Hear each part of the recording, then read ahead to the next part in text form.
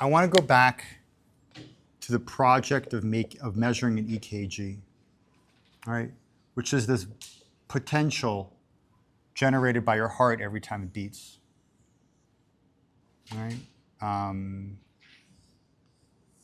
Let's imagine that. Okay.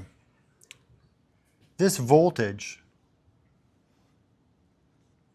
EKG, is being generated on your heart.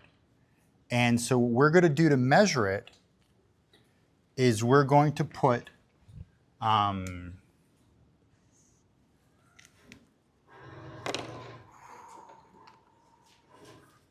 we're going to put wires right onto the chest. And we're going to measure the voltage between these wires. And we're going to do that using a convenient circuit called an instrumentation amplifier. And we have two inputs here, a V plus and a V minus. And the output is very conveniently some gain times V plus minus V minus. And so if, and let's call this here,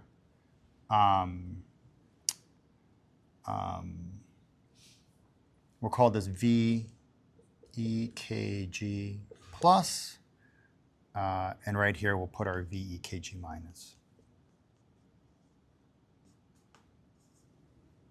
Right. And so you can see that if everything, if everything was simple, we would be done. Because this voltage would be that voltage, and this voltage would be this voltage, right?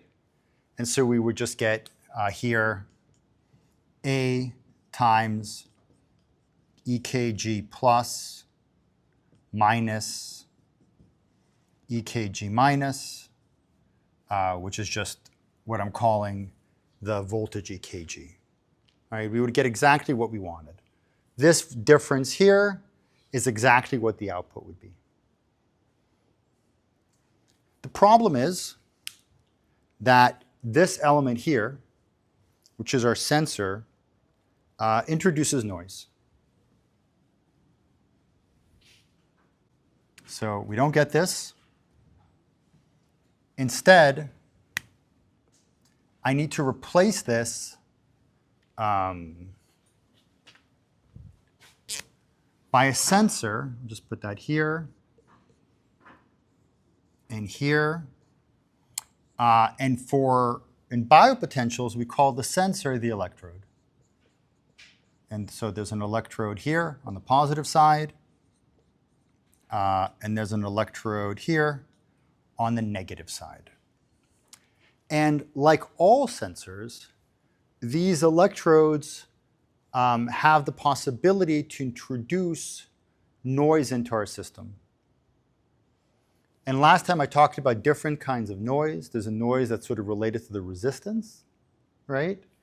And so if we zoom in here on our electrode, this is now our electrode, I said, well, there's a noise that you can imagine is related to the resistance of it, and there's a noise that you can imagine is related to a potential that it adds. So call this electrode R, and this will be the V from the electrode.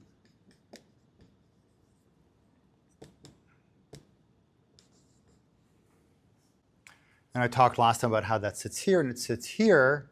And I explained that because, if I have another good color here to use today, because this current here is 0, and this current here is also 0, we're actually able to negate this contribution.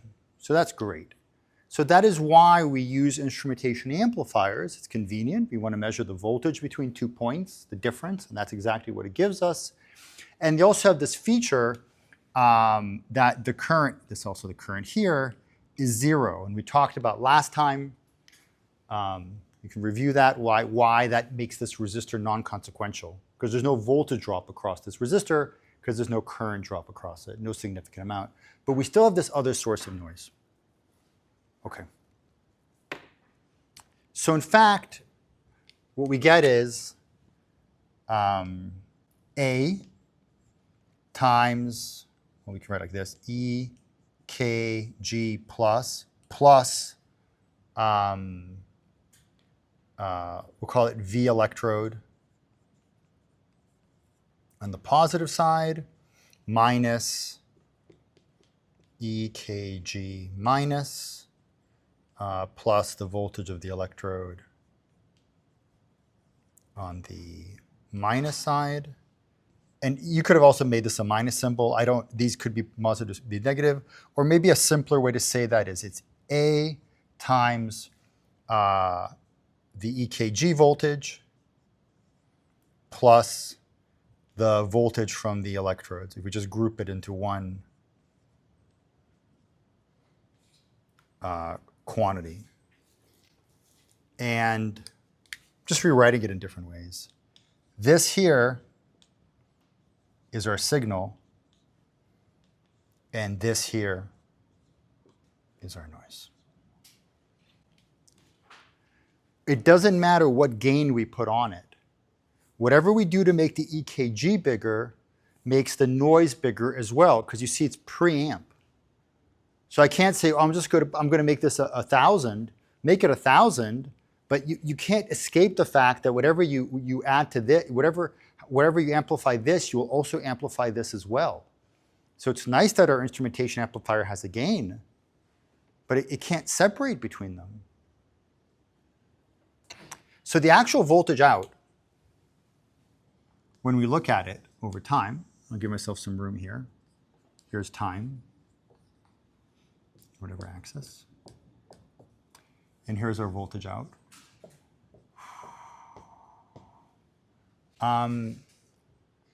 It has two components, all right? I'll draw the components and see if I can get the components in different colors. One component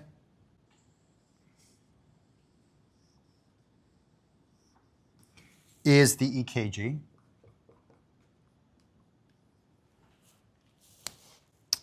And the other component is the noise. And I'm just going to make this up. It doesn't, noise maybe goes off, this is that.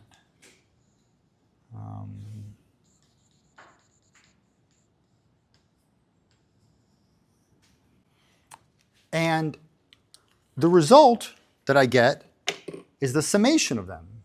And so the actual signal, I'm going to try to add this up by hand, will look like,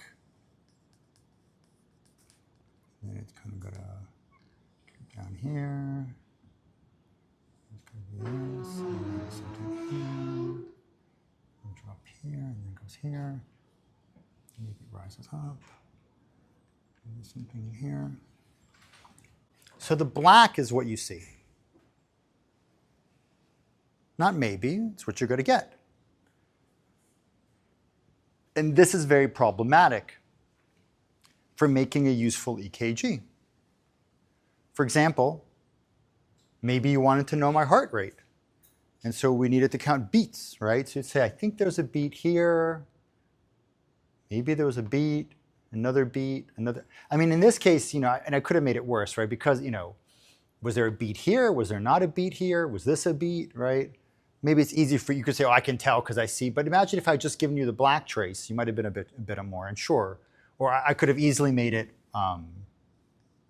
right? I could have easily made it noisier,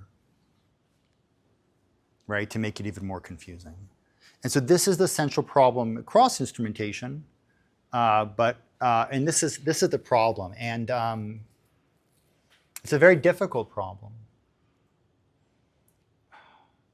If you take, and I want to emphasize, if you take the black and you put a gain on it and you make it 1,000 times bigger, it doesn't help you. Is that clear? Okay. However, the problem becomes tractable when we start thinking about things in terms of the sinusoids that build them up. And I last class tried to explain to you that all signals are made out of sinusoids. I want you to imagine, first we'll start with the EKG,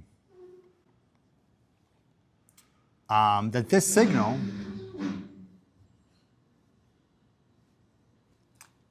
is in fact made out of,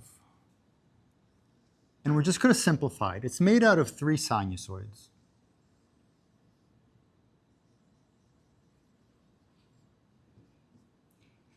If you add these sinusoids together, you will produce the exact EKG. And this is this notion that we can break down signals into their sinusoidal components. And I'll give these frequencies, again, made up. This is a 1 hertz, and it has an amplitude of 1 volt. This is a 3 hertz, and it has an amplitude of 0.5 volts. And this one is 10 hertz,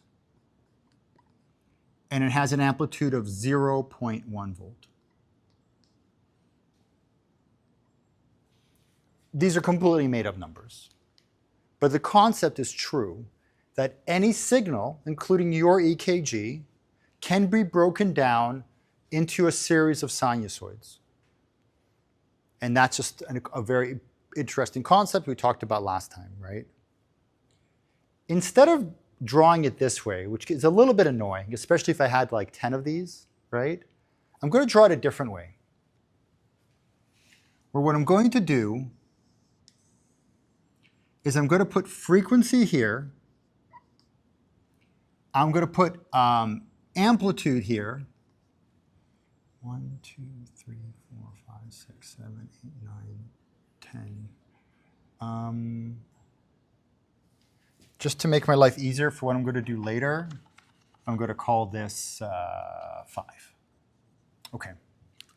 So here's frequency 1 through 10. Here's amplitude going all the way up to 1 volt. And what I'll do is I'll say this is how the recipe works.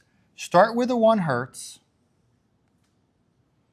at 1 volt, then go here 1, 2, 3, and give me a ½ volt, and then 1, 2, 3, 4, 5, and finally another final one, right? And so the position of the matchsticks represents the frequency that we're using, while the amplitude of the matchsticks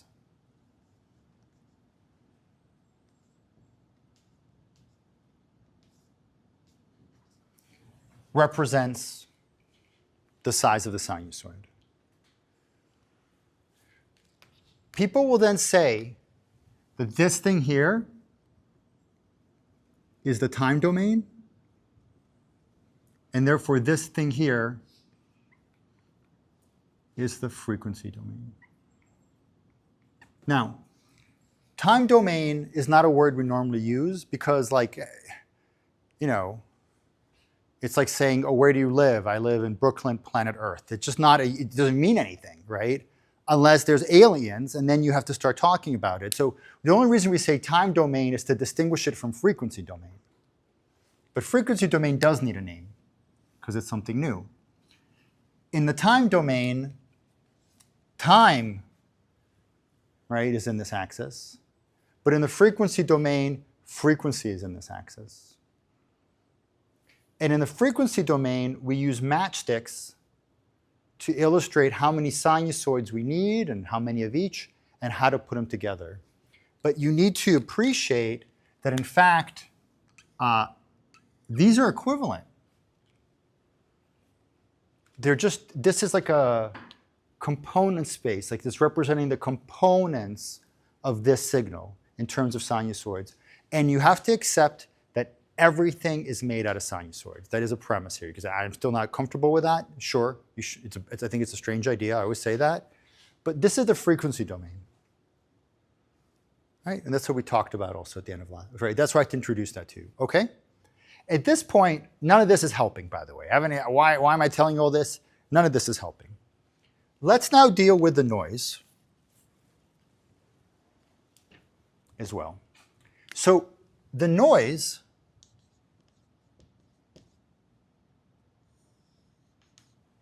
I'm just going to draw it out very roughly, was this thing, right? It turns out the noise is also made out of sinusoids, because everything is made out of sinusoids, right? So I'm going to say for our purposes here that the noise is made out of two sinusoids.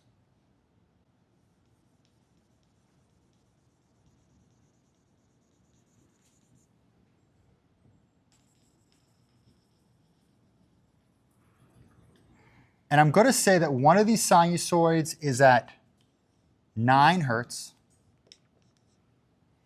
and also has an amplitude of 1 volt.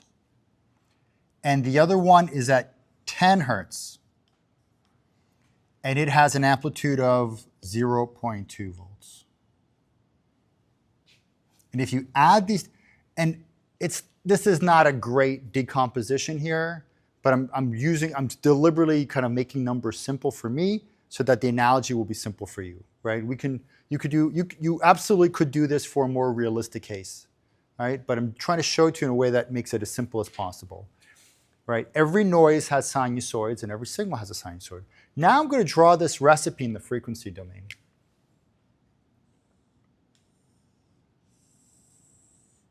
So 1, 2, 3, 4, 5, 6, 7, 8, 9, 10.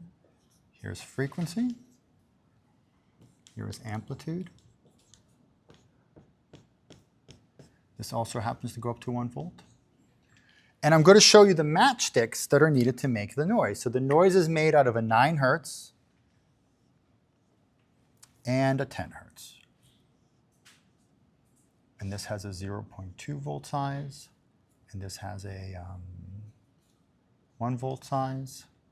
This is a 9, and this is a 10. So again, these are equivalent. With this being the frequency domain representation, and this is the time-based representation. Now, I've set up this problem for you, right? So that you're starting to see something. All the frequencies that make up the EKG are 5 or below.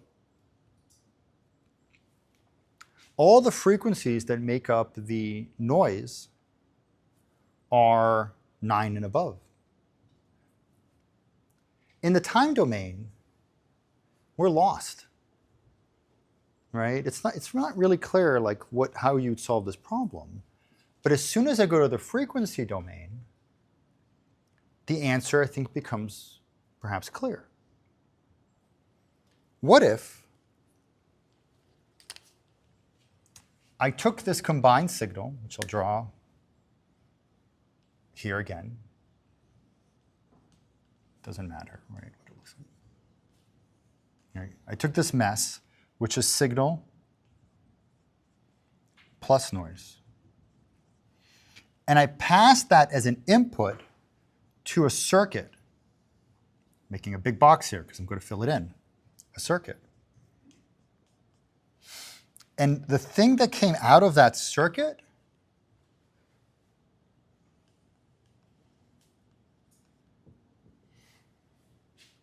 was just EKG. And this seems like a rather complicated problem, if you think about it. I mean, because here, the noise is big and positive, right? And then here it's like negative. And then here this happened, and then that happened. And again, you're looking at the black line. You don't know what's what, right? And it's changing over time, right? I mean, you could also, imagine this, but extend it out. Right? It keeps going and going and going. It's a mess after mess after mess. The noise isn't really consistent. It varies all the time. And I'm going to tell you that the circuit that can do that is this circuit.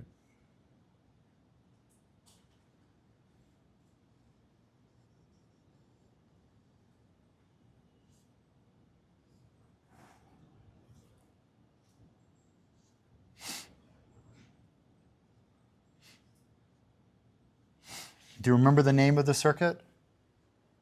Huh? High pass.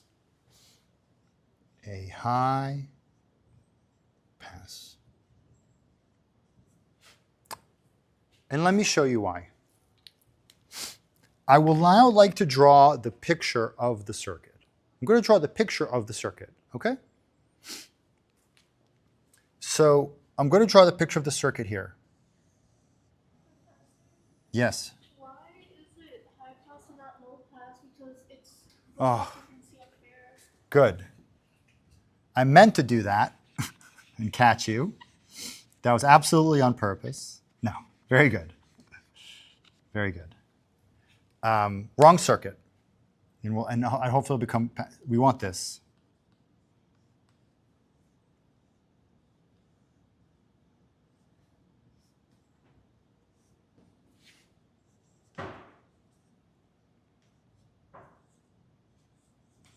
Okay. If you hadn't told me, I don't know, you could let me go. See how far it would have gone. I appreciate your correction, because now we can do this correctly. 1, 2, 3, 4, 5, 6, 7, 8, 9, 10. All right. I'm going to draw the picture of the circuit. And I want to be very clear here. This is not a picture of a circuit. This is a picture of a signal. This is a picture of a signal. I'm not going to draw a picture of a circuit. It's different, right? Right? It's different, okay? I'm going to draw the picture of the circuit. The picture of the circuit might look something like this.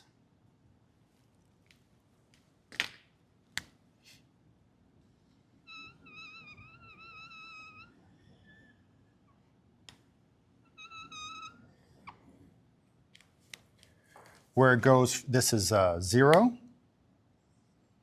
Here's 1.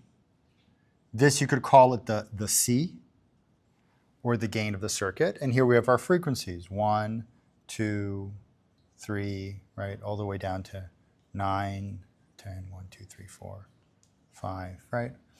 All our frequencies are represented. This is the picture of the circuit. Every circuit has a, yep. I was going to ask, is it ever possible that the frequencies of the signal are the same as the ones in the noise? Right. So the question is, here the noise frequencies are different than the signal frequencies, because I'm trying to make my life very easy to show you something. And the question is, why? Why couldn't the noise have had a 3 hertz, right? And the answer to the question is, that is how it is. In fact, in reality, it doesn't come out like this. It's the same, and so we will deal with that. It's an excellent question, but before we deal with that problem, I wanted to explain the easy way. And once we get the easy way, then we do it the hard way. In biomedical engineering, we never have it the easy way. It's always overlapping, okay?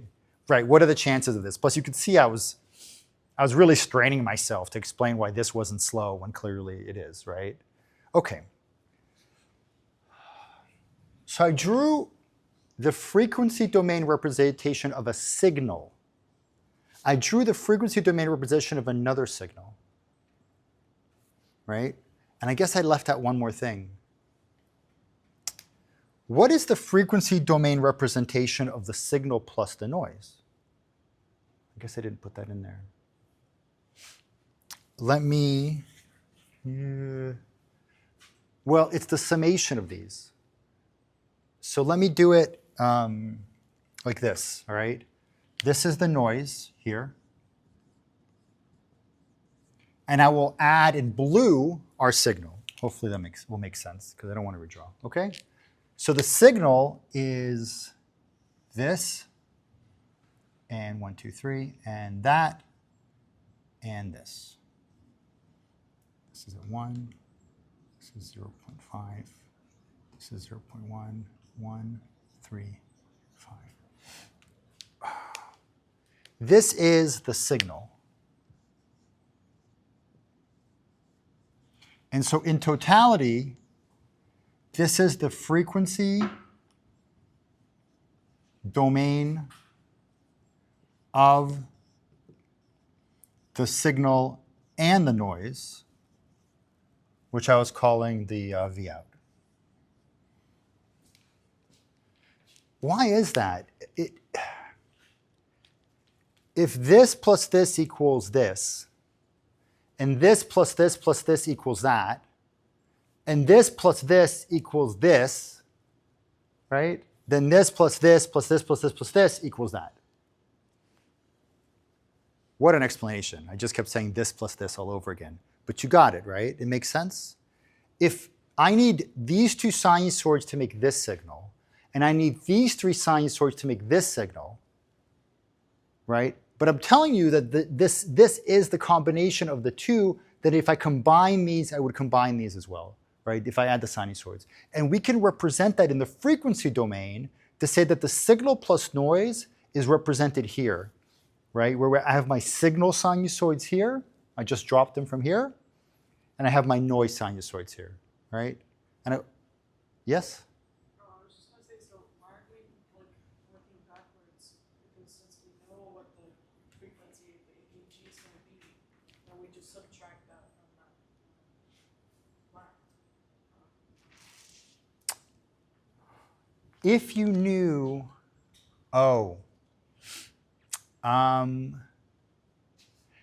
if you knew this and this exactly, let's just say you did. Let's say you knew that the noise was exactly 9 hertz and 1 volt and 10 hertz to 0.2 volt.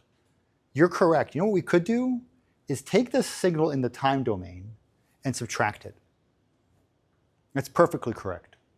So I would take the black trace, right? And I would just get, it's a series of numbers like in Excel and MATLAB. And then I would take these numbers, which are just a series of oscillating numbers. And if I subtract this and this from this, I should get this. And that is correct. Except, I'm actually not sure what these are and these are. It could be 9 hertz, could be 12 hertz. It could be 9 hertz at 1 volt now, but then I wait 20 seconds and it's 9 hertz and 3 volts. It could be 9 hertz and 10 hertz, but then an 11 hertz shows up. So you're perfectly correct. As I've oversimplified it here, we could just do straight up subtraction. But I guess what I should, it's getting also to what you said, we actually don't know exactly what it is, and we don't know exactly what this is. Now you could push back and say, well, then I don't think what anything you're saying makes sense at this point. I'm going to show you how, again, we're going to go through this in a very simple way. And then I will first address your point, and I'll show you that even if we didn't quite know these, this would still work. And then we'll get to your even harder point about what if they're not the same. So I really like you brought it up. You're correct. As I'm presenting it now, it's a more complicated approach. But let's follow it through. This is the frequency domain representation of this problematic thing. And when I've put it into the frequency domain, because I've color-coded it, it becomes pretty, and then this is sitting here, you know what I'm going to say. It becomes really obvious that we have low frequencies for our signal and high frequencies for our noise. I would like a circuit that low passes, right? Here's our low pass, and high blocks.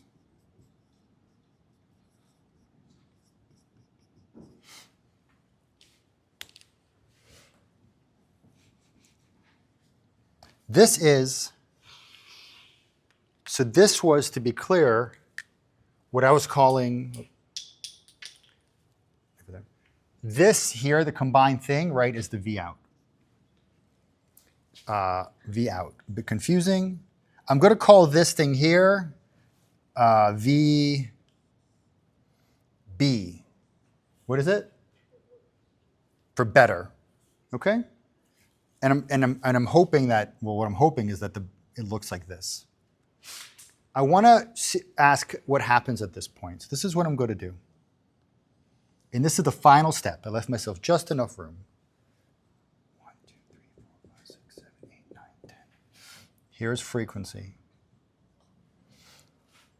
1, 2, 3, 4, 5. Here's 1 volt. This thing here, let me use a blue,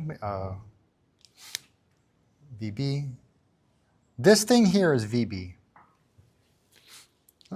This is what's going to happen. We have to go through these sinusoids one by one. This sinusoid is a 1 hertz sinusoid that is arriving at this circuit. what will happen to this 1 Hertz sinusoid? It will be passed. And I'm going to represent that by putting a line right here. This is 1, 3, 5. And the exact same thing will happen for the other sinusoids. This sinusoid passes. This sinusoid passes. This sinusoid passes. This sinusoid is at 9 Hertz. A 9 Hertz sinusoid gets a gain of 0, so it does not pass. And neither does the 10 Hertz. I have stripped away some of the sinusoids and let the other ones through. I strip these away. I let these through. Now, as I'm talking to you now, I'm talking to you in the frequency domain. We're living in, what am I talking about? I'm not pointing here anymore. I'm pointing here. I'm speaking to you in frequency domain. I showed you the circuit, the signal and the noise in frequency. I showed you the circuit in frequency, and I showed you the outcome in frequency. So what am I left with is a 1, a 3, and a 5. A 1, a 3, and the 5. This is just the signal.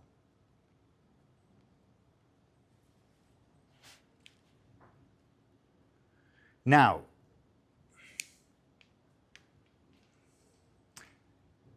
there's things that bother me about this. I don't know if there's things that are bothering you.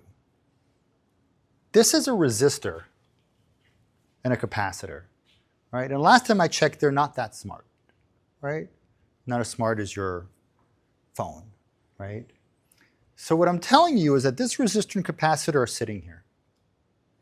I'm telling you that this signal comes up.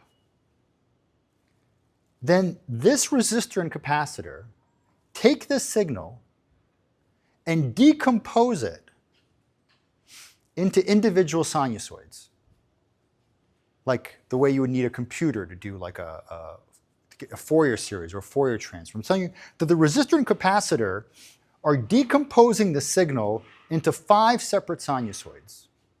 How are they doing that? Then the resistor and the capacitor, they're brilliant, one at a time, pass these sinusoids through. And each sinusoid is either passed or not passed. Then, if that wasn't impressive enough, the resistor and the capacitor take these 3 sinusoids and they add them back together to recreate the signal.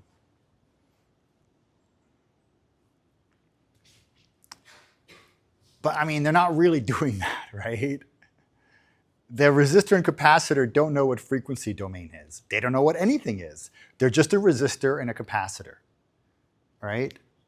This is our way of understanding what they're doing, right? In fact, it's not like this at all, right? There's some physics going on here, and this is the consequence of the physics. But this is a very powerful way to think about it. We went from this to this. You went from not having a useful EKG to having a useful EKG. Pretty big difference. Now here's where it gets even more powerful.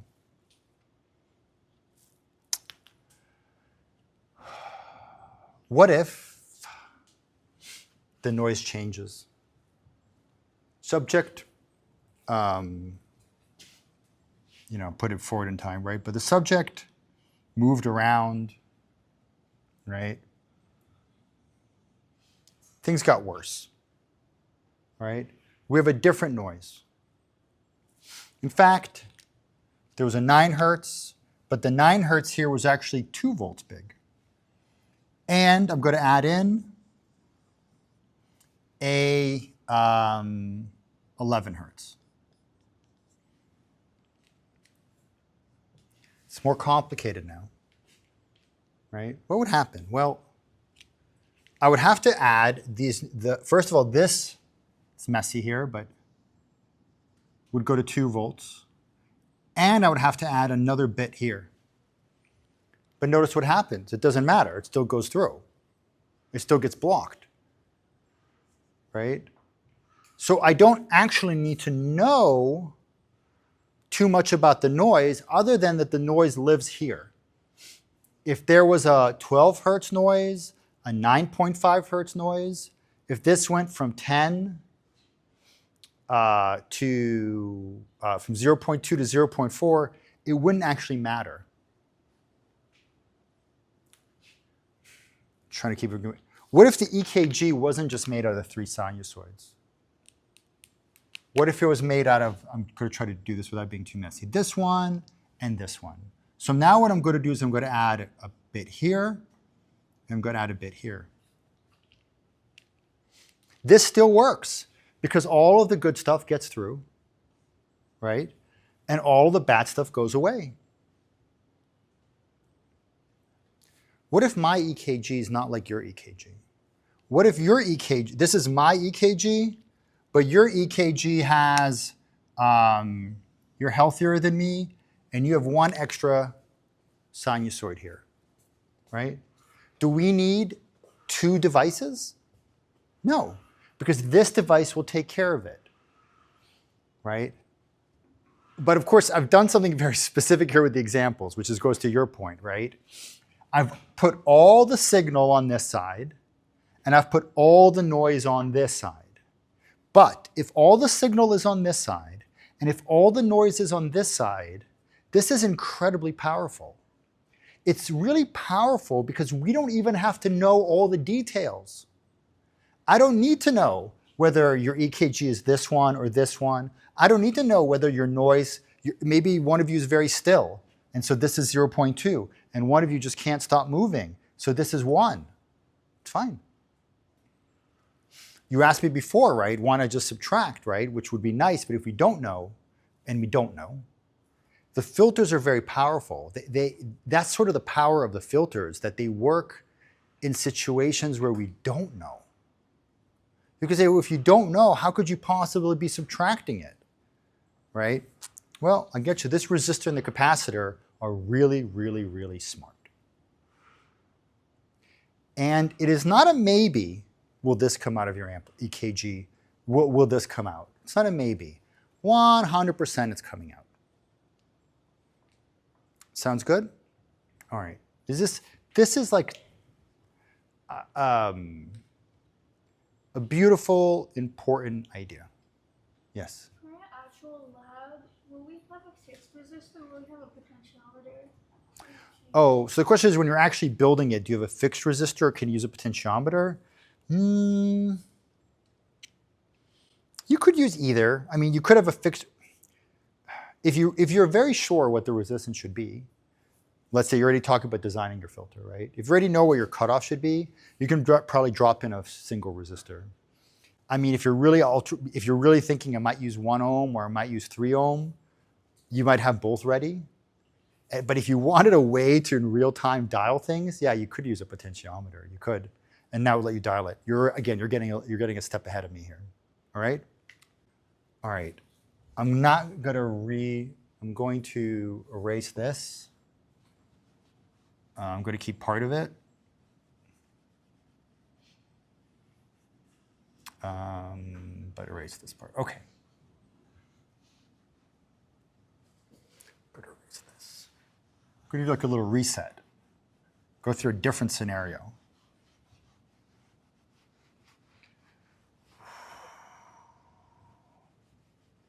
Okay. In this scenario, the noise is still made out of 2 sinusoids. I'm going to even keep it simpler. The noise happens to be 1 sinusoid. I'm going to say it's clearly not 1 sinusoid, but let's say it was 1 sinusoid. Okay, that was the noise. And I'm going to put this at 0.1 hertz. It's slow, and it's 1 volt big. Right, this was the sinusoid, right? what would the signal, well, I can draw it out. If this was the noise,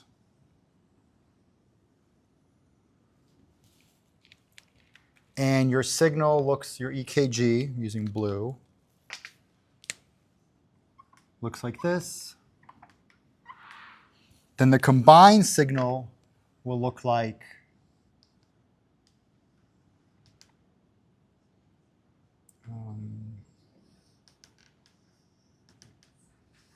right? This plus that equals this. Signal, noise.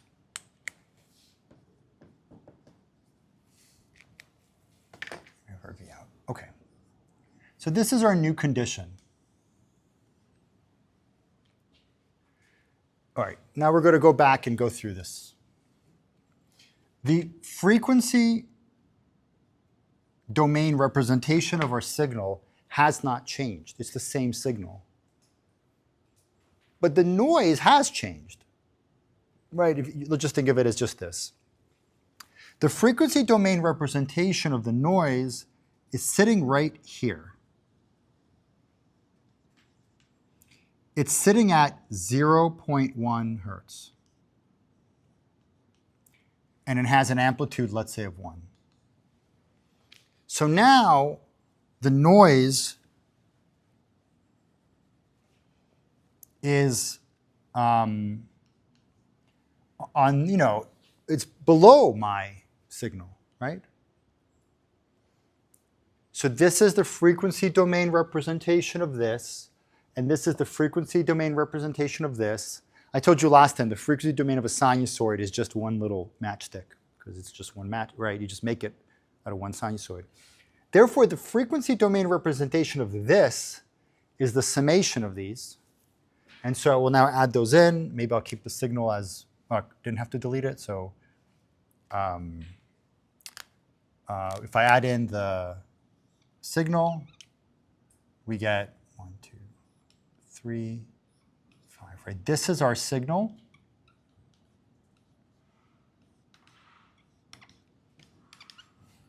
Now that I've put this on one chart, and this is our noise.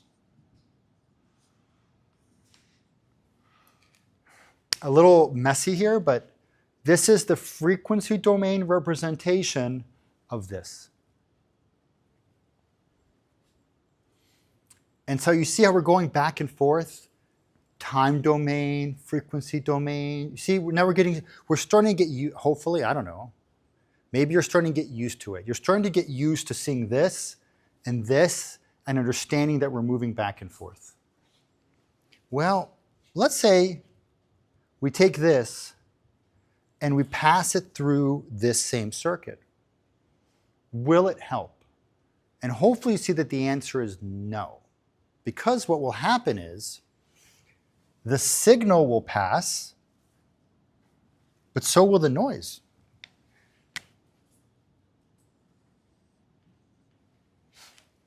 Right? And so will the noise. Now you'll say, oh, it's kind of interesting how you drew these on top of each other. It's kind of interesting, right? And it's kind of interesting how when you are showing what it's doing, you're taking your hand and you're passing your hand down through like this, right? Because that's how I think about it, right? You have your input, and you have your circuit, and then you have your output. It's going like this.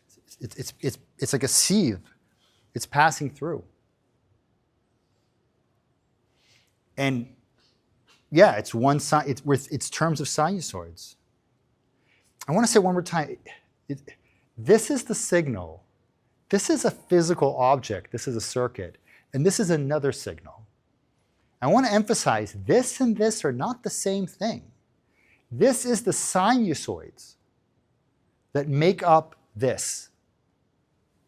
This thing here is something we got by writing by writing 1 over JWC and going through all the math. And maybe at the time you're like, why are you trying to get that out? But now you see why I was going from a circuit to a picture of a circuit but the picture of the circuit has frequency in this axis. And as soon as we get that, we start being able to line things up. Make sense? And I think that, so you see why this filter, if this here was passed through this filter, the exact same thing would come out. Look, 1, 2, 3, 4 sinusoids. 1, 2, 3, 4.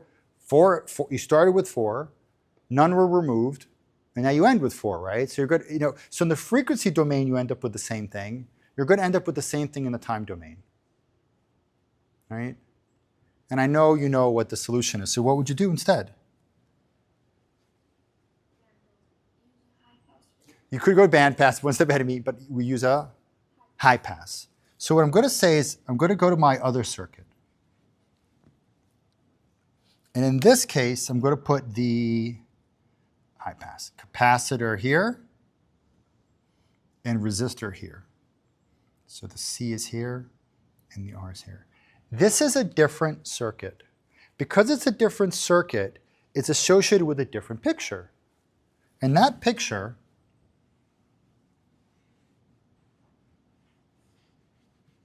is this.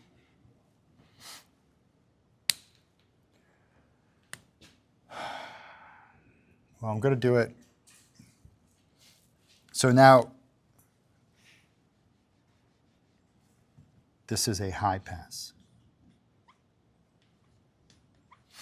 And I'm going to really squeeze things in here, but that picture looks like this. Let me use a different color. It pops out.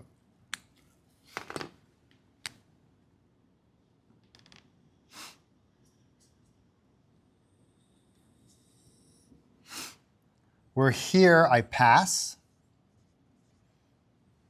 and in this little sliver here, I block. Now you'll say, hold on, I mean I'm being rather generous with how I drew this here, right? I mean, I could have drawn it here, right? What gives me the right to draw this here? Right? Well, I think I can if I pick the right R and C, so we'll talk about that next. But let's say I did achieve this. So this tells me that anything above this line here will pass, and anything below will not. And so what happens, of course? This goes away. Boom, boom, boom, boom, boom.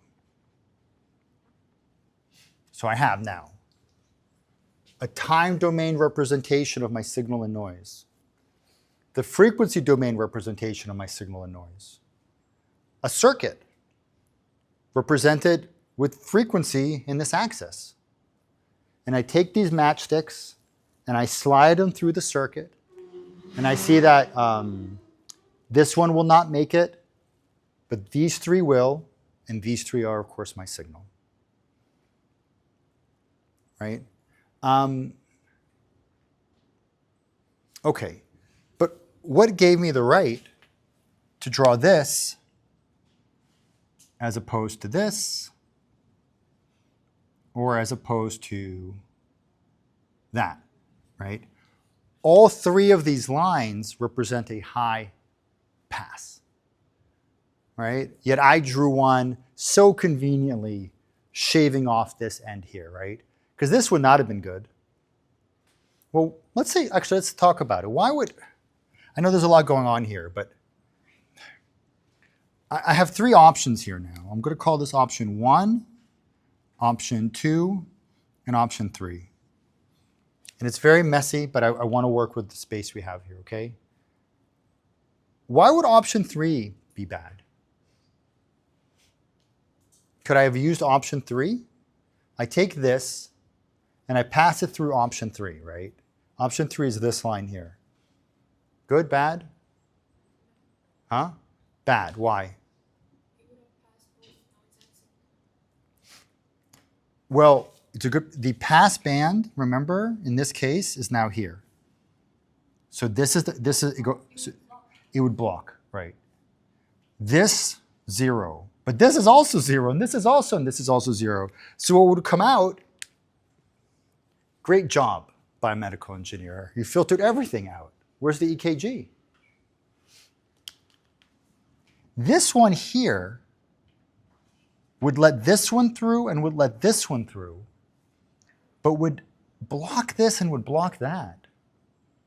Huh. So that means that the noise is gone, right?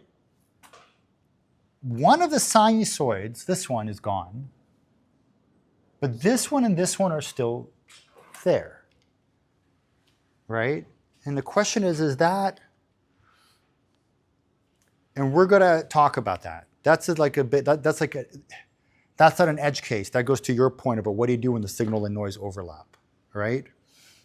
But let's say for now I don't like it because I have option number one. Option number one is the best because option number one is the only option that blocks this one and lets these three. So these are not, 1, 2, and 3 are not the same. The difference between 1, 2, and 3, and now I am going to give myself more room, is the cutoff.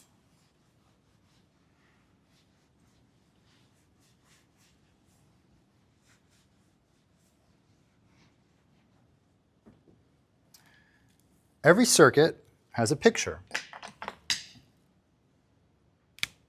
So I'm going to redraw right here our high pass.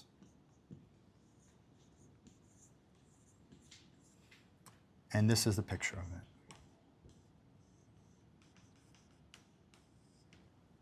C, R, E in, and V out. And the picture of this circuit looks like this. Where here I have frequency, here I have my gain, or the C, if you want. I'll call it gain this time. And it goes from 1 down to 0. Here I have my frequency. And I know that it has a general shape that looks like this. But the question is, when does this happen? At what frequency? And so we're going to call this WC, or the cutoff. And when you are designing filters, the cutoff is not like a secondary consideration. It's literally the consideration.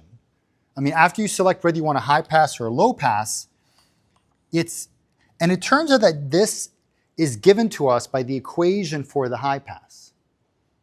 And we can say that the W cutoff is equal to 1 over RC. I'm going to qualify that in 1 second, all right? But that's, picking the R and the C allows you to move this cutoff wherever you want. And so the reason here I was able to and slide the cutoff into here was because I had, in my mind, picked the right RC. And again, it's not such complicated math. You just pick a resistor and pick a capacitor. The general rule is you tend to have less choice with capacitors, and these tend to come in like the microfarad range, and then you find an appropriate resistor for the task. So that's why, and again, you can go through the last video, like and subscribe, right? You can go through the last video. I spent a lot of time trying to derive this. And believe me, it is not fun for me. You think you don't like complex numbers? It's not fun for me for 2 hours to sit here and go through a complex number derivation without notes. I hope you noted. I can make a mistake at any point, but I did it for you. Not because I need you to ever go through it again, unless you teach this class, and then you can go through your notes, but because I wanted you to see this emerge from the equation. I want you to see how this emerges from the equation, right? Where it pops up. I wanted to see why this becomes this, and specifically why this is the cutoff, right? Now I have to qualify something that I've dodged so far, but it needs to be clarified, or else you're going to get into some issues. Oh, here, look at this. Right?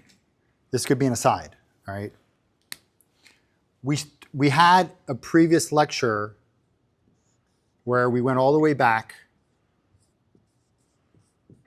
to describe what an equation for a sinusoid is, right?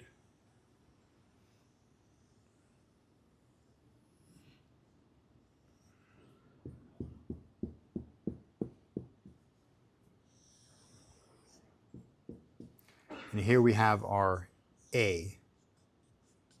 And so we said every sinusoid has an amplitude, right? This would be the amplitude of it. Not the best sinusoid, right? It has an amplitude. Amplitude.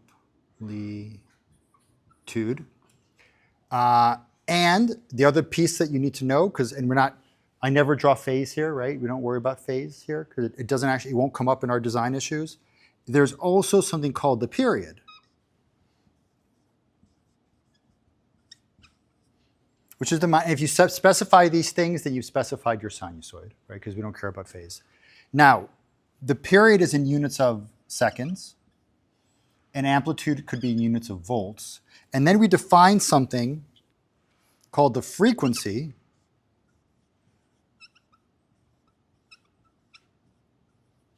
which is 1 over the period.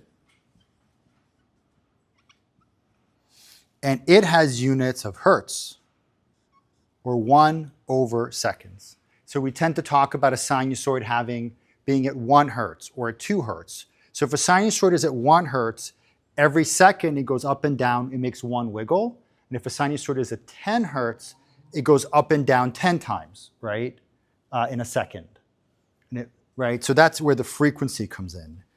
Now, we need to be a little bit careful here. And this has been my sloppiness until now, but I want to clarify something. This W and this frequency are not exactly the same. Specifically, this thing here would be called the angular frequency or the radial frequency. And so this W is equal to 2 pi f. And it is just something you need to keep straight or the numbers are going to come out wrong. If I put 1 here, the number 1, right, then it will take me 2 pi seconds to do this loop,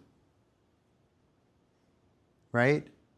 And so I would have to put 1 over 2 pi here so that it only takes 1 second.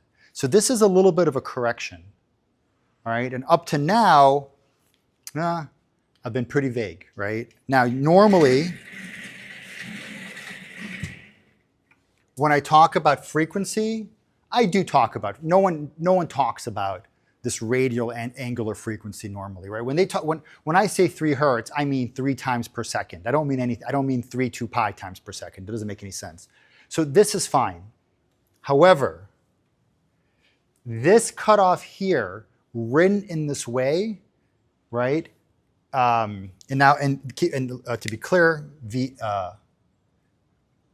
in is A cosine of WT.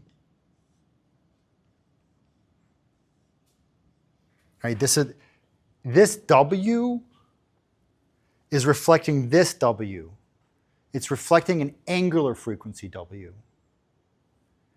So the way we correct for that is we can say the frequency cutoff is equal to 1 over 2 pi RC. In actual frequency terms, I need to convert it. Or you could imagine, so we could put another, if we were to change this to frequency, right? Then again, we would have a different cutoff frequency. This would be WC over 2 pi, right?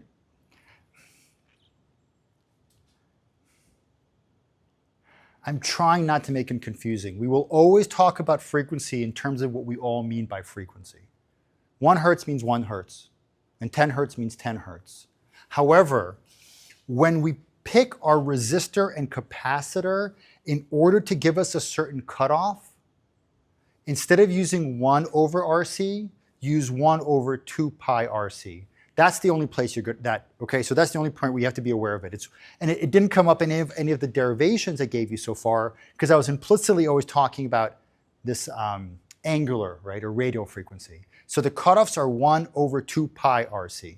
So if you need a cutoff of 10 hertz, pick your RC accordingly. Because when you say 10 hertz, you mean 10 hertz and not something else. It's a little something that I've been avoiding, okay?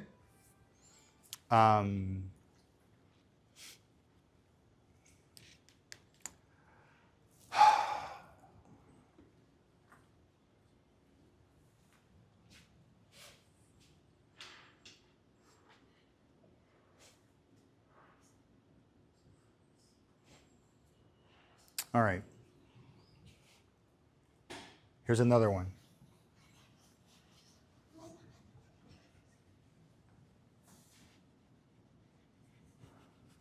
Well, yeah, okay. I'm really milking, not redrawing this. Okay.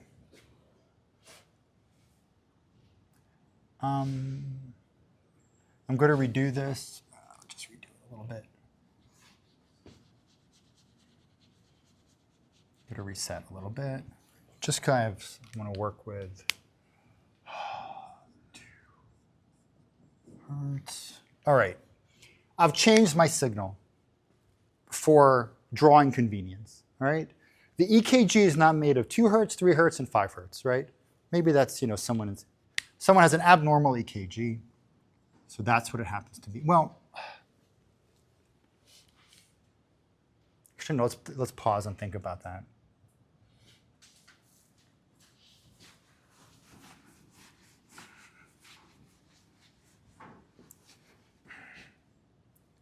Let's say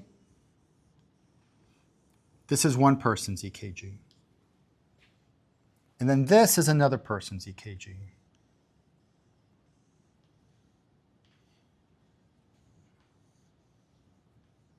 Okay. We are not in this class diagnosing EKGs, right? That's not the main point here, right? You can go become a cardiologist if you want to do that, right? Or ask ChatGPT, same thing, right? But I want to decompose these into their sinusoids. So let's say this is composed out of this sinusoid and this sinusoid. These two equal that. Now I'm going to decompose this one into its component sinusoids. It's a different color here, orange.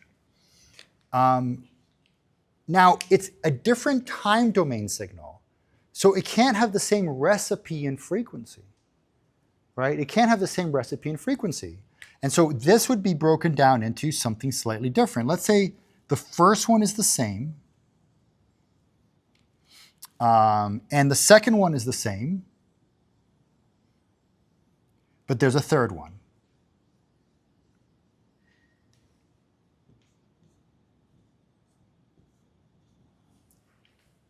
So if things look different in the time domain, they need to be different as far as the sinusoids that make them up.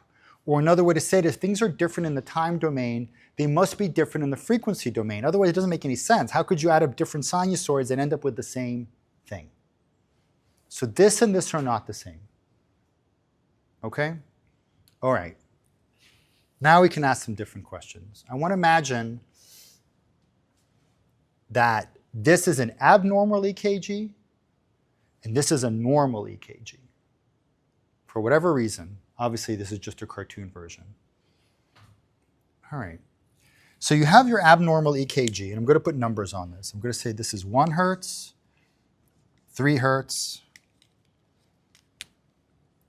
1 hertz, 3 hertz, 7 hertz. Okay. This abnormal EKG is arriving at the circuit that you made. There's no noise. Right? There's no noise. It's arriving at the circuit you made. So the inputs of it, as I've drawn it here, I can go, where can I draw it? I'll draw it right here, using the same scale I have here. The inputs are, there's a 1 hertz, there's a 3 hertz, and there's a 7 hertz. This is the frequency domain representation of this signal, right? I want you to understand that this and this are equal. It's the same thing. And we have made a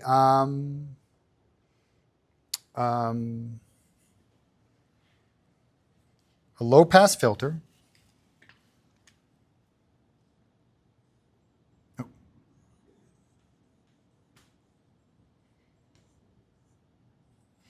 And the picture of the low-pass filter is this. Which means that this frequency cutoff, I'll call it an FC, is at 5 hertz. And here we have our 1, and our 3, and our 7. Huh. What will happen?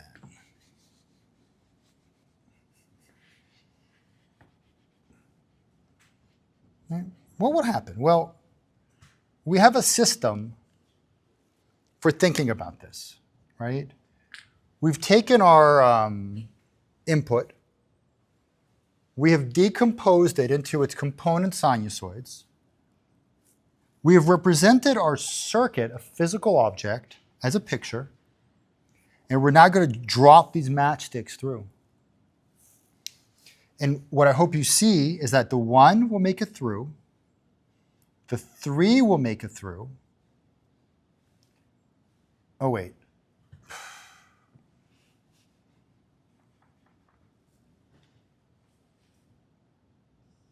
Did you see I drawn it wrong? You didn't say anything?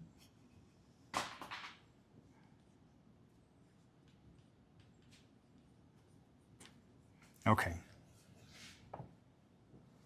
The 1 will drop through, the 3 will drop through, the 7 will be annihilated. 5, 6, 7. So these 2 chopsticks make it through, because these sinusoids make it through, but this one doesn't. And now we're left with these 2 sinusoids.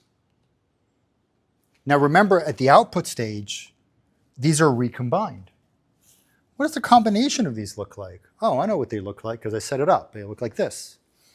So this, in the time domain, is this. Doctor, is there something wrong with my heart? No. Your heart looks great. Because you messed up as a biomedical engineer. You removed something that you weren't supposed to remove. So it's not just about getting rid of the noise. It's about protecting the signal. And in this case, you may say, I win. Look at me. Look at how great, look at how clean this EKG looks. Looks, in fact, perfectly healthy. But you have removed something. So when you are designing a filter, you need to not simply remove the noise, you need to protect the signal as much as you can. Does that make sense? Well, now you get the final problem.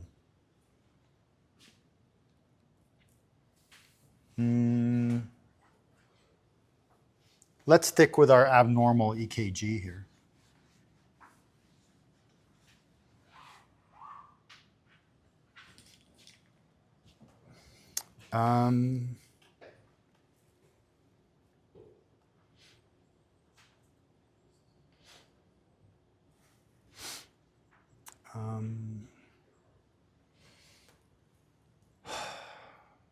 Well,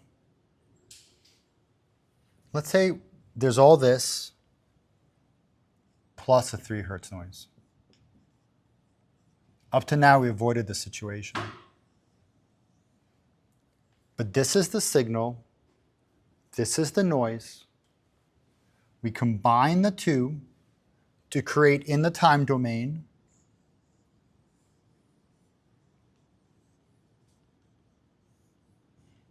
this. In the frequency domain, we now have this, where this one here has signal and noise. The signal and noise live in the same frequency, right? It's exactly what you asked me before.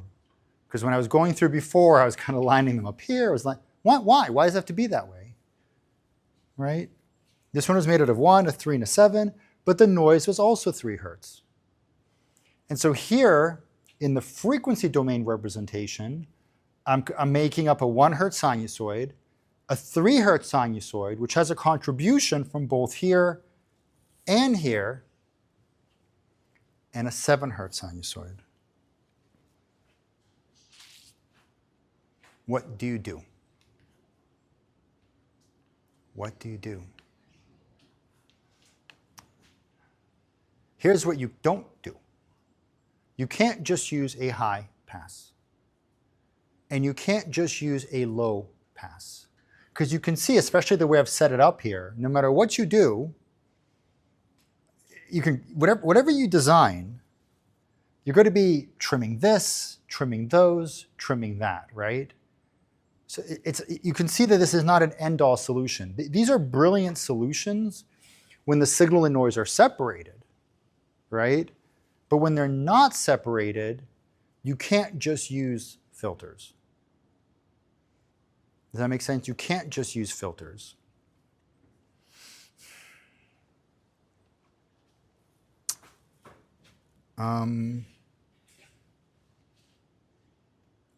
So you got to be creative.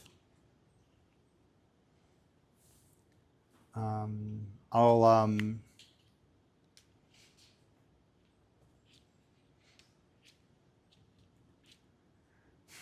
give you one example. It's actually not a real, this is not a hypothetical example. This will be your project.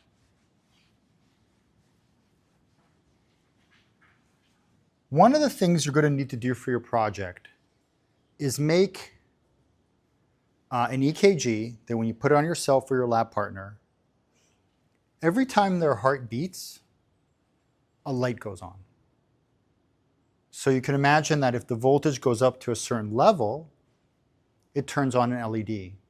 And that already sounds a little bit familiar, right? You're thinking, I got it, comparator, very good. You're already thinking ahead, right? I'm going to put an LED on it. There's going to be a little things you have to work out a little bit, right? One of the things is that this only lasts a millisecond, and you can't see an LED flash for a millisecond, stuff like that.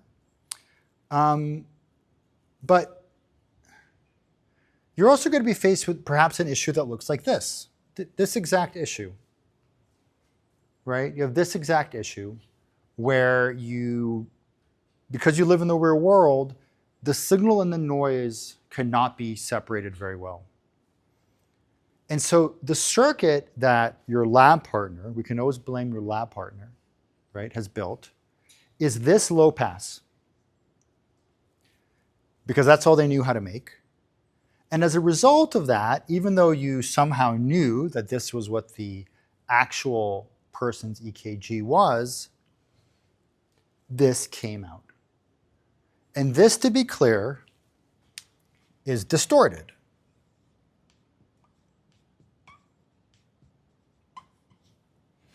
And you realize, I tell your lab partner, no, you just filtered out part of the EKG.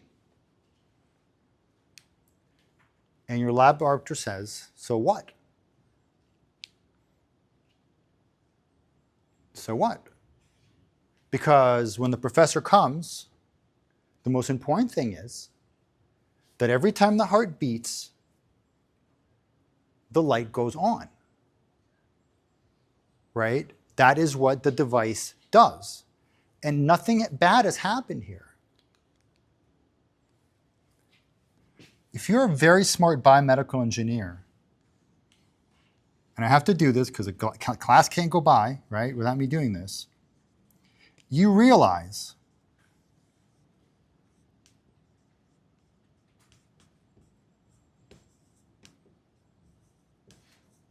that this is not the complete story. That there is always here a decision being made. And that a good device helps people make the right decision. If you are making, they even have these on those treadmills where you grab onto the treadmill. Have you seen those? And it gives you your heart rate. If you're making a device like that, and it's supposed to show them their heart rate, not if they need to go see a cardiologist, then this is just fine. It will give them the right decision. And trying to deal with it some other way will not. So in that situation, this is a good solution. However, if you're designing a device for a cardiologist to use, this is a very bad decision. It's a very bad decision. So the device that was made for the cardiologist will not have this low-pass filter on it, right? However, maybe the device made for the cardiologist will have 12 contact points. And maybe the device made for the cardiologist will tell the person that they have to be lying on their back so that you reduce motion. Oh, so you see, it depends on what you're using it for. And a really smart, and same thing with, I showed you how this watch, right, can measure my heart rate, but it also has a arrhythmia detection function. The right filters are the ones that let it do its job appropriately. So the answer to your question about what we do in these situations is there is never going to be a situation in biomedical engineering where the signals all say we're going to stand to this side of the frequency line and the noise is like we'll stand over here just so that you can use a low-pass filter. That's never going to happen. 100% in biomedical engineering, the signals, the sinusoids of the signals and the sinusoids of the noise will overlap. And that's really good news for you, because if that didn't happen, you wouldn't need biomedical engineers. You would just say, make this filter, it's the universal filter for EKG, put it on every device, and we're done. That you can get an electrical engineer. You need a biomedical engineer because the most important breakthroughs that are going to come, like the ability of your watch to tell whether you have a heart rate, or the next generation EKG monitor for cardiologists that could do something amazing that nothing could do, comes from this aspect of it, right? Breakthroughs in biomedical engineering don't come from like being like super good at like RC filters, like being really good at 1/2, like that's not how it works, right? Breakthroughs in biomedical engineering don't come from like, wow, you're like the best resistor picker. No one can pick resistors better than you, or you have the brightest LED. Wow, look at your circuit, the LED is so bright. That is not what it's about. The breakthroughs come somehow in here, in understanding how to manage all these compromises. So I think it's great news for biomedical engineers. Okay, and now I'm going to give, so today was a lot, but I hope it's interesting. Now it all kind of comes together, right? Now you see, why did we spend a week on sinusoidal steady state analysis? Because at the time, maybe it seemed like a drag, but now you see why, right? We needed sinusoidal steady state analysis, because if I didn't give you sinusoidal steady state analysis, when I did this, you're like, what is this picture? Right? You needed it. All right? Yes. Most of those biomedical instruments have their own processor. Yes. So they are doing signal processing afterward. Right? Yes. So what's the benefits of having Analog versus digital. Yeah. All right, so the question is, almost all medical instruments, including this one, have a little computer on it. And that computer can do digital signal processing. It could do things like filtering digitally. So you could, for example, do a low pass digitally, you can do a high pass digitally, and you will learn that next semester, right, with PARA. And it is 1,000 times easier to do something digitally than to have to build it. Because it's one line of code as opposed to having to find a particular resistor. Not only that, when you do things digitally, you can do a lot more than this, right? You can do things like machine learning and other things like that. So the question is, why are we even bothering with stuff like this? So the short answer is, there are certain things you have to do at what's called the analog stage before you can feed the information into the computer through an A to D. And so the tools that we are learning here, like high pass and low pass, are in fact universally required in all instruments, including this one here. You can't just feed the data. So the short is, anything that you can do digitally, you will do digitally. But in this class, you will learn low pass and high pass filter, basically, because those have to be done before you feed it to your watch or to your computer. And when we get to the A to D section, where we explain how that, you'll see why. So this is not, it's not like once you know how to do digital signal processing, you never have to do this. You still will have to do this. And as a biomedical engineer, you have to know both ends of it. Yeah, it's a good point. Okay.